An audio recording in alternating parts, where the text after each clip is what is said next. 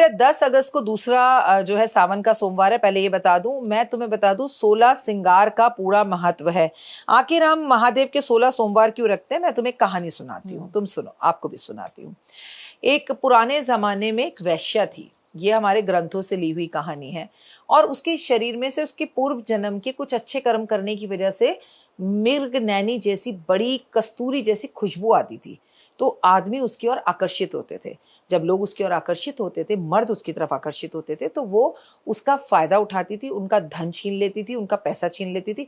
ऐसे लाखों लोगों को उसने, व्यापारियों को नुकसान पहुंचाया, पंडितों को, ब्राह्मणों को उनका धर्म भ्रष्ट किया। अब वो घमंड में चूर थी। उसे पता चला कि एक राज्य के अंदर बहुत बड़े आश्रम में साधु संत बहुत सारे रहते हैं और उनके पास बहुत सारा धन हो सकता है। वो पहुंची आश्रम, आश्रम पूरा उसकी खुशबू से महक गया। जब उसका आश्रम पूरी खुशबू से महक गया तो जो सबसे बड़े गुरुजी थे, उन्होंने आंख खोलकर उसको जैसे ही देखा, उसका पूरा शरीर कोढ़ में भर गया, काली पड़ गई और सारी खूबसूरती गई, और उसके शरीर में से जो सुगंध आ रही थी वो बदबू में भर गई। वो इतना तेज उनका प्रताप था, उसे देखते ही समझ गए। वो हाथ जोड़कर नमस्ते बोला, माफी मांगने लगे, गिर गई, पैरों में गिरी कि संत जी ये क्या किया आपने? तो बोले मैंने पिछला कर्म अगला कर्म सब देख लिया है, पर जा कोई बात नहीं, तू मुझसे माफी मांग रही है तो त्राहीमान मुझे माफ कर दो। तो बोले मैं तुझे माफ करता हूँ। सावन आ रहा है, उससे 16 सोमवार के तू व्रत रख, और ये जो 16 श्रृंगार कर कर तूने दुनिया को बेवकूफ बनाया है, इस 16 श्रृंगार पर जो तेरे को अपने बहुत ज्यादा नाज था, वो सब 16 श्रृंगार वापस तुझे मिलेंगे सिर्फ महादेव की कृपा से। उसे अपनी गलती का एहसास हुआ, उसने 16 सोमवार के व्रत सावन से रखे, महादेव की पूजा करी, और 16वें सोमवार उसको उसका श्रृंगार वापस मिल गया। उसकी मुक्ति हुई और वो वैकुंठ में गई, वैकुंठ की वासी बनी। ये बड़ी प्यारी कहानी है। उसी दिन से 16 सोमवार का है कि 16 सोमवार करने से श्रृंगार 16 मिलते हैं, पति अच्छा मिलता है, महादेव की कृपा होती है, आपके पाप और कष्ट दूर होते हैं। देखो मेरी एक बात हमेशा याद रखना कि सावन में हमें हरी चूड़ियां जरूर पहननी है, हमें सावन में हाथों में मेहंदी जरूर लगानी है, पैरों में पायल जरूर पहननी है, मांग में सिंदूर जरूर भरना है, क्योंकि आप हम सब सुहागने या कुंवारी लड़कियां माता पार्वती की सखी हैं। उनका शिव के साथ तीज पर दोबारा विवाह हुआ था, दोबारा मिलन हुआ था, और वो अपने मायके आई हुई हैं, धरती पर आई हुई हैं।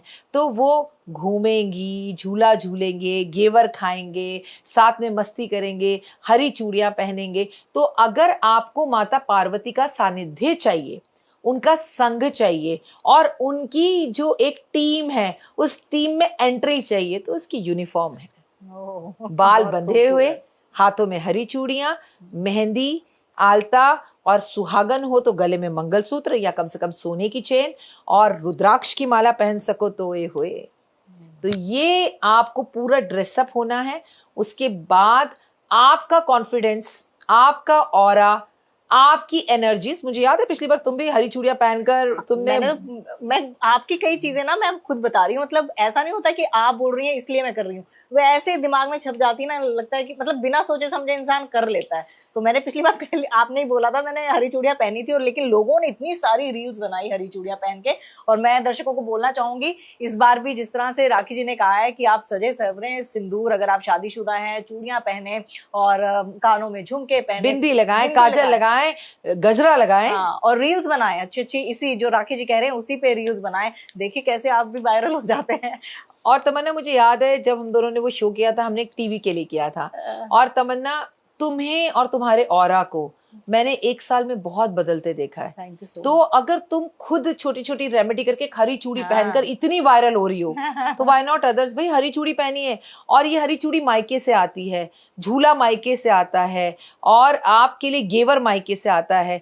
लेकिन अगर आपका कोई मायके में ना हो और देने वाला ना हो तो कोई बात नहीं, खुद के लिए हरी चूड़ी खरीद लीजिए, खुद को पैम्पर कर लीजिए, मैं तमन्ना को दे दूंगी, तमन्ना मुझे दे देगी, हम ऐसे भी कर सकते हैं। खुशियां बांटने से बढ़ती हैं, और आपके पास सोने के कड़े हैं, सोने की चूड़ियां, तो आगे पीछे वो भी लगा लीजिए, पर प्लीज जरूर पहनिए। बिल्कुल। तो दूसरे सोमवार का महत्व क्या है? दूसरे सोमवार का महत्व बिल्कुल वैसा ही है बच्चा जैसे फर्स्ट का है, लेकिन कुछ लोग गलतियां करते हैं, उसको बता देती हूँ। जी हमें तो फर्स्ट सोमवार में पीरियड्स हो रहे थे, मैंने तो गलती से नमक खा लिया था, कोई बात नहीं, मैं तो अभी सोमवार से व्रत रख लूंगी। मजाक नहीं चल रहा है, ऐसा नहीं होता है। अगर आपको पहले सोमवार में पीरियड्स हो रहे थे तो आप दूसरे से रख लें, ऐसा नहीं होता है। कोई जबरदस्ती है क्या? मतलब चीजें गलत करो पर करना जरूरी है। क्या हो गया, व्रत मत रखो, सेवा कर दो। लेकिन दूसरे सोमवार को एग्जैक्टली जैसा मैंने कहा, सुबह जल्दी उठेंगी और इस बार आप पानी के अंदर इत्र डालकर नहाएंगी।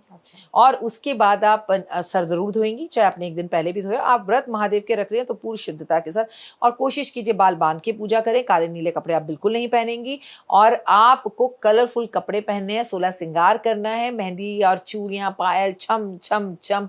दीवारों के भी ना घर में कान होते हैं। पति का भाग्य चमकता है जो पत्नियां ऐसे करती हैं। जिंदगी के आनंद की अनुभूति प्राप्त होगी। वैसे माता पार्वती के आगे दीपक जलाइए, फिर सुबह थाली लेकर जाइए, फिर शाम को थाली लेकर जाइए। पर जीवन बेकार है अगर आपने अपना व्रत खोलते वक्त घेवर नहीं खाया। आपको शुगर बीपी भी है तो माता पार्वती का नाम लेकर 1 चम्मच खा लो और खूब घेवर बांटो। माता पार्वती को घेवर का भोग लगाओ, सुहागनों को गले लगाओ, एनर्जीज एक्सचेंज करो। मैं और तमन्ना जब भी मिलते हैं हम एक दूसरे को टाइड हक करते हैं। अभी ये पॉडकास्ट खत्म होगा फिर हम दोनों एक दूसरे को टाइड हक करते हैं। तो मैं तमन्ना की एनर्जीज लेती हूँ, तमन्ना मेरी एनर्जीज लेती है, और ये जादू की झप्पी ना सच में बड़ी काम आती है। और वो सुंदर है, उसकी कलाई गोरी है, मैं काली हूँ। आपको रब ने जैसा बनाया ना, आप बस माता पार्वती की सखी हैं, ये याद रखिएगा, और अपने आप में बेस्ट है। खूब सजिए सवरिए, खूब सोना पहनिए।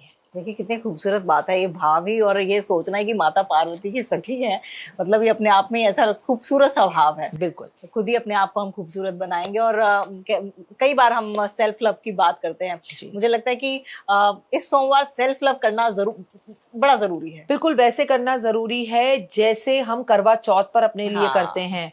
मैं तो कह रही हूँ ये जल्दी से जल्दी अपना पॉडकास्ट डालना, सबको बोलना कि सावन में हरे रंग के कपड़े पहनने का महत्व बहुत है। सिलवा डालो 5-6 कपड़े, हस्बैंड को लेके जाओ, तरह तरह के हरे रंग के कपड़े पहनो। हरे रंग का रुमाल हस्बैंड को बनाकर दो, उनके पास हरे रंग का रुमाल रखो। वो एनर्जी, क्योंकि हरियाली है। हम हरियाली अमावस बोलते हैं, हरियाली तीज बोलते हैं, हम हरियाली एकादशी बोलते हैं, हम हरियाली चतुर्थी बोलते हैं, हम हरी चूड़ी पहनने को कहते हैं। आप समझिए पेड़ पौधों में हरियाली आई हुई है, तो भाई व्हाई नॉट मी, मैं क्यों ना पहनूं। और सबसे जरूरी है तमन्ना, जेंसी को हरा पहनाना बहुत जरूरी है, ताकि वो हमारी बात सुने, उनकी बुद्धि सही हो, उनकी वाणी सही हो, कचर कचर करके माँ बाप का अपमान ना करें, गलत हर टाइम ना बोलें। तो ये बहुत जरूरी है चीजें करना, एंड इट वर्क्स। करो भाई, प्रैक्टिकली देखो होता है।